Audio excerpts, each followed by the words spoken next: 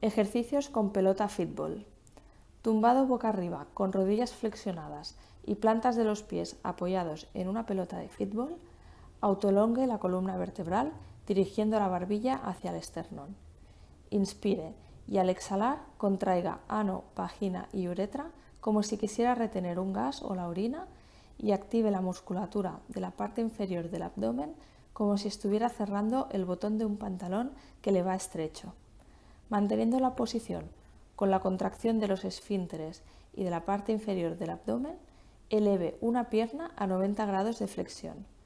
Mantenga la posición unos segundos, baje la pierna, suba la otra pierna, manteniendo la contracción de los esfínteres y de la parte inferior del abdomen hasta los 90 grados de flexión de rodilla. Mantenga la posición unos segundos y baje la pierna.